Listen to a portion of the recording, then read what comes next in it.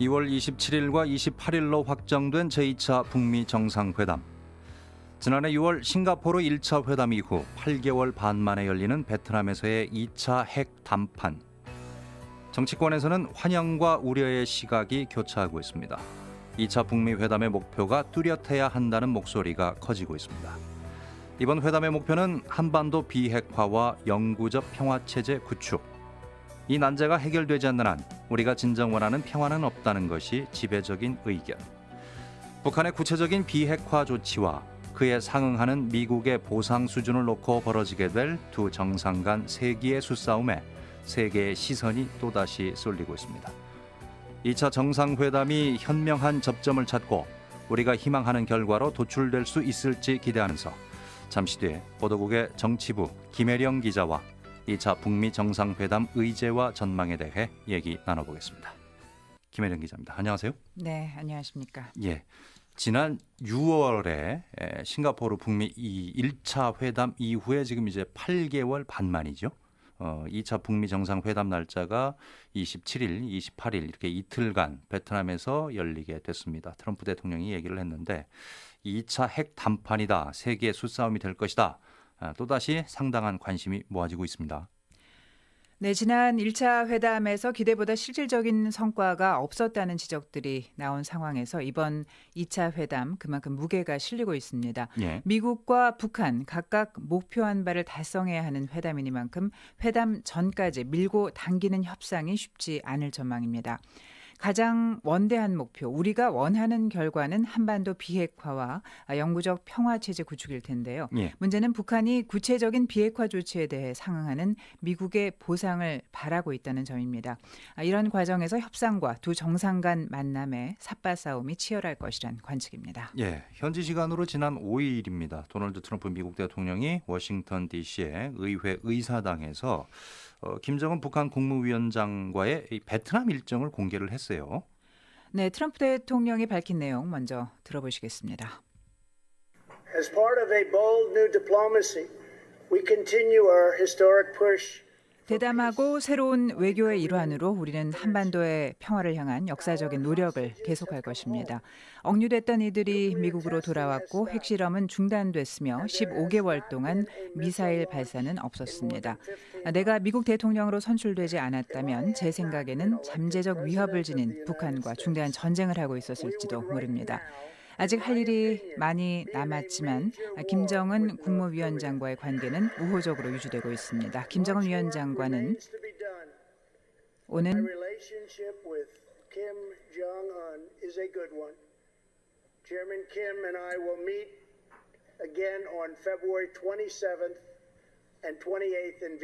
네, 김정은 위원장과는 오는 27일에서 28일 베트남에서 다시 만날 것입니다. 예. 비에트남 이렇게 얘기를 하는데 일단 뭐 나라는 결정됐는데 장소가 하노이냐 다낭이냐 뭐 이런 얘기가 나오고 있는데 일단 뭐 중부 휴양지죠. 다낭이 유력해 보인다라고 하는 언론 보도가 나오고 있습니다.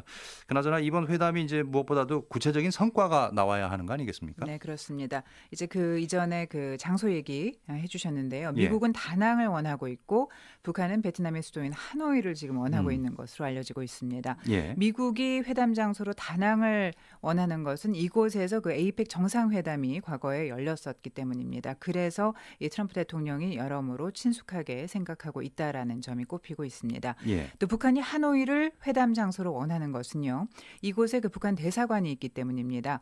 김정은 위원장의 의중을 즉각적으로 반영할 수 있다는 점과 함께 회담 준비 등에도 속도가 붙을 것이란 판단이 있는 것으로 보입니다. 장소부터 이 삿바 싸움이 치열하네요. 그렇습니다. 예. 이런 그 양측의 의견이 아직까지 합의를 이루지 못했어요. 그러다 예. 보니까 지금 이 도시를 결정하지 못하고 있습니다.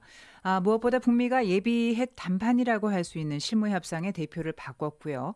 앞서서 회담 장소가 판문점이 될 것이란 관측도 있었지만 베트남으로 평양 담판을 기획한 것 역시 구체적 성과를 내겠다 이런 의지로 읽히고 있습니다. 예. 방북한 스티브 비건 미국 국무부 대북정책 특별 대표는 협상에 그 전권을 부여받았고 북측 실무대표인 김혁철 전 주 스페인 북한 대사도 김 위원장 직속 국무위원회 소속 핵 군축 전략가지 않습니까? 예. 이번 협상이 양국 간에 얼마나 중요한 협상인지 또 얼마나 공을 들이는지 예측해 볼 수가 있을 것 같습니다. 아울러서 실무 협상을 평양에서 여는 것만 보더라도요.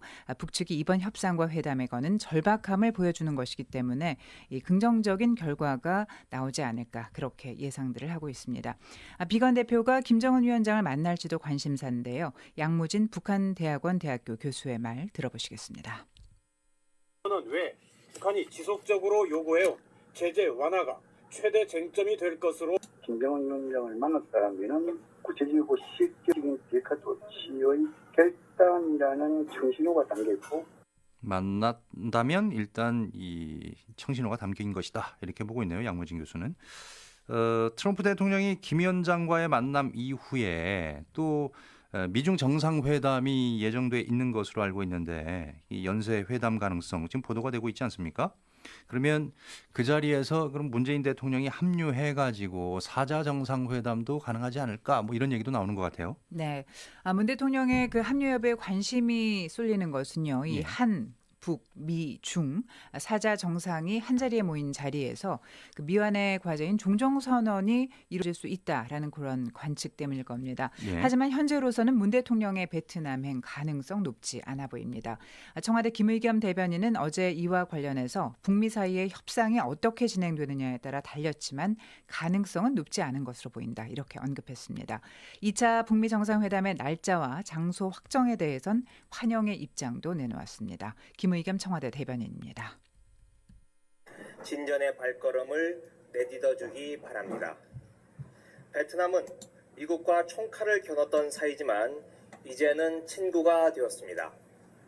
북한과 미국이 새로운 역사를 써나가기에 베트남은 더없이 좋은 배경이 되어줄 것으로 기대합니다. 예, 북미 정상회담 개최 확정에 대해서 더불어민주당하고 민주평화당, 정의당은 한반도 비핵화를 위한 논의에 진전을 기대한다 이렇게 밝혔는데 반면에 자유한국당하고 바른미래당은 약간은 좀 뉘앙스가 다르죠. 실질적인 성과를 주문하면서 좀 우려를 하고 있는 것 같아요. 네, 맞습니다. 여당인 민주당은 문재인 정부의 대북 정책이 한반도 비핵화와 항구적 평화체제 구축이라는 성과를 거둘 수 있도록 모든 노력을 아끼지 않겠다 이렇게 긍정적으로 평가를 했습니다. 자유한국당도 큰 틀에 있어서는 긍정적인 메시지를 내놓았습니다. 나경원 한국당 원내대표는 2차로 열리는 정상회담이 우리가 희망하고 생각하는 결과를 가져오길 간절히 바란다면서 다만 이번 회담이 잘못된 이벤트로 이어져서 안보 공백으로 이어지는 회담이 되지 않도록 정부의 노력과 역할을 촉구한다고 말했습니다. 김삼화 바른미래당 수석대변인 역시 환영의 뜻을 밝히면서도 이번 회담에서 북한 비핵화의 구체적 성과를 얻지 못하면 북한은 핵 무기 보유를 고집하고 국제사회에 대북 제재가 이어지는 불안한 정세가 장기간 이어질 가능성이 높다고 지적했습니다. 예, 조금 다른 얘기이긴 한데요. 2차 북미 정상회담 일정이 발표되면서 자유한국당이 좀 난감해하고 있습니다. 네, 그도 그럴 것이 한국당 전당대회가 27일입니다. 2월 27일인데요. 이 북미 정상회담이 이날로 잡히는 바람에 전당대회가 국민의 관심사에서 멀어질 수 있기 때문입니다. 지난 지방선거 당시에도 1차 북미 회담으로 선거 참패를 당했던 한국당으로서는 이런 이유로 이번 정상회담과 전당대회 날짜가 겹친 것과 관련해서 상당히 예민할 수밖에 없는 그런 상황입니다. 이에 당권 주자들 대체로 전대를 미뤄야 한다 이렇게 주장을 하고는 있는데요. 쉽지 않아 보입니다. 내일 이와 관련해서 당 차원의 논의가 또 있을 것으로 보입니다. 예. 일단 뭐 이번 회담이 우리가 원하는 성과가 나오길 바라는 마음은 여야 모두가 다 똑같을 것 같은데 다만 자유한국당이나 바른미래당이 걱정하는 안보 공백, 안보 우려는 좀 짚고 넘어가야 될 것 같아요. 어떤 부분입니까? 이 부분이? 네, 민족의 화합은 물론이지만 그 이전에 우리의 그 평화와 안보가 우선돼야 한다는 겁니다. 이 부분이 선결 조건에 있어야 하고요. 북이 이를 반드시 실천해야만 한다라는 건데요. 예. 우리의 안보가 불안한 상황에서는 도저히 그 그림이 완성되지 않는다는 겁니다. 그런데 북한이 그동안 행적으로만 보면 신뢰가 가지 않는다 이런 주장들도 나오고 있거든요. 예. 북한 내부의 변화 가능성이나 또 실질적인 비핵화가 분명하게 약속되지 않고 우리 측에 계속해서 무리한 요구를 하는 행동들이 있다 보니까 국민들의 불안감도 적지 않은 겁니다. 지난 5일만 보더라도요. 북한의 선전 매체 메아리라는 그 매체가 있는데 여기서 이런 얘기를 했습니다. 화약 냄새 풍기는 속에서 평화를 기대할 수 없다. 이렇게 얘기를 하면서 예. 한미 합동 군사훈련 그리고 우리 군의 신무기 도입을 비난했습니다. 더 이상 조선반도의 평화와 민족의 운명을 엄중하게 위협하는 외세와의 합동 군사연습과 전략 자산을 비롯한 전쟁 장비 반입이 허용돼서는 안 된다는 겁니다. 북한은 이외에도 올해 김정은 국무위원장의 신년사에서 합동 군사훈련 중단과 신무기 도입 반대 의사를 밝혔고요. 그 밖에도 각종 매체를 통해서 이를 계속 요구해 온 바 있습니다. 예, 오늘 뭐 뉴스 나온 거 보면은 한미 군사 훈련과 관련해서는 언급하지 않겠다 뭐 이런 뉴스도 나오고 그러는 것 같긴 합니다만 어쨌든 이 2차 북미 회담에 대한 기대감도 있습니다만 뭐 야당에서 얘기하는 또 국민적 불안감도 있을 수 있기 때문에 이번 회담 결과에 귀추가 좀 주목되는 것일 텐데. 어제부터 이미 시작됐지요. 평양에서의 이 3주간 숨가쁜 협상 일정에서 비핵화와 그에 따른 상응 조치, 뭐 더 나아가면 제재 완화 등의 그런 구체적 대화가 지금 오가고 있겠죠. 네, 뭐 아직 초기 단계겠지만 이제 구체적인 대화가 계속해서 오갈 것으로 보입니다. 먼저 김열수 군사문제연구원 안보전략실장의 발언 내용 들어보시겠습니다. 이번 같은 경우는 방향 설정에 이제 디테일하게 가는 거죠. 방향 설정한 것을 우리가 어떻게 더 이행할 건가. 지금 이제 비건 대표가 북한에 가서 거기 있는 그 김혁철이하고 같이 뭐 합의문 초안에 대해서 하고 있겠지만 논의를 제가 볼 때는 블랭크가 많이 있을 거예요. 그 부분들을 결국은 이제 2차 북미 정상회담을 통해서 채워 넣어야 되는 거거든요. 예, 쉽지는 좀 않을 것이라는 전망인데 사실은 지금껏 큰 틀은 다 합의가 돼 있는데 구체적인 합의 사항이 나오지 않아서 지금 이제 진전되지 못했던 그런 면이 있죠. 이번 회담의 핵심 관건도 작년에 북미 정상이 합의했던 내용, 합의한 1항이 새로운 북미 관계, 2항이 한반도 평화 정착, 3항이 한반도 비핵화, 뭐 4항이 이제 뭐 전사자 유해 발굴, 뭐 송환 뭐 이런 것들이었는데 그런 원칙적 합의를 뛰어넘는 그냥 구체적이고 실질적인 진전 방안이 도출되느냐 하는 문제 아니겠습니까? 지금? 네, 맞습니다. 긍정적으로 일단 보는 시각들은요. 두 예. 정상 각각 그 국내 정치의 여건상 반드시 성과물을 도출해야 하는 부담을 안고 있다. 그렇기 때문에 뭐 어쩔 수 없이 좋은 결과가 나올 수밖에 없다. 이렇게. 안 나오면 어떻게 할 거예요, 진짜? 그렇죠. 근데 일단 예. 긍정적인 시각을 보면은 이렇습니다. 예. 무엇보다 초기 단계 조치 이행 계획과 포괄적 핵신고 약속을 담은 로드맵이 나와야 할 텐데요. 네. 김열수 군사문제연구원 안보전략실장의 설명 다시 한번 들어보시겠습니다. 미국의 강한 의지가 들어가 있고 이 역시 반대로 얘기하면 북한도 미국 못지않게 강한 의지가 이 속에 들어있기 때문에 우선 아무래도 지금 탑다운 형태가 중요한 의미를 가지는데요. 6월 12일 이후에 이제 폼페이오 국무부 장관이 두 번이나 이제 북한을 들어가고 또 비건 대표가 따라가기도 하고 또 비건 대표가 뭐 스웨덴으로 가기도 하고 그럼에도 불구하고 뭐가 나온 게 없잖아요. 그러니까 결국은 바텀업 형식으로는 뭔가 타결되지 않는다라고 하는 거거든요.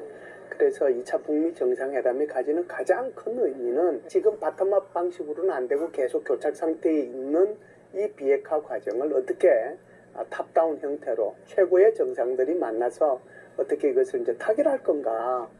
네, 이 정상회담 이전에 스티븐 비건 국무부 대북정책특별대표 그리고 김혁철 전 스페인 주재 북한 대사의 실무 협상에서 사실상談判은 이루어질 전망입니다. 예, 정책을 맡은 두 인물이 이제 치열한 지략 대결을 벌일 텐데 트럼프 대통령의 경우는 지금 러시아 스캔들 등으로 국내 정치에서는 지금 궁지에 몰려 있는 그런 정치적 열세를 극복 극복해야 하는 그런 돌파구가 필요한 상황 아니겠습니까 지금? 네, 아까 말씀드린 것처럼 그렇기 때문에 이 트럼프 대통령은 이번 북미 협상이 굉장히 중요한 겁니다. 실질적 구체적 성과물이 없으면 정치적 역풍을 맞을 가능성이 크거든요. 예. 1차 회담 같이 두루뭉술하고 원론적인 합의가 나온다면 북한도 만족할 수가 없고 이 트럼프 대통령은 더 큰 부정적인 영향을 받게 되고요. 우리 역시 허탈감에 빠지게 될 겁니다. 북한은 지난해 4월 핵 경제 병진 노선을 포기하고 경제 총집중 노선을 채택했기 때문에 김 위원장 역시 비핵화의 반대급부로 대북 제재 해제와 또 경제적 보상을 반드시 받아내야 하는 그런 상황입니다. 이번 회담 전 협상에서 비건 대표는 핵시설 폐기, 핵 신고, 검증, 또 핵 미사일 비축 폐기로 이어지는 단계적 비핵화 로드맵을 제시할 것으로 예상하고 있고요.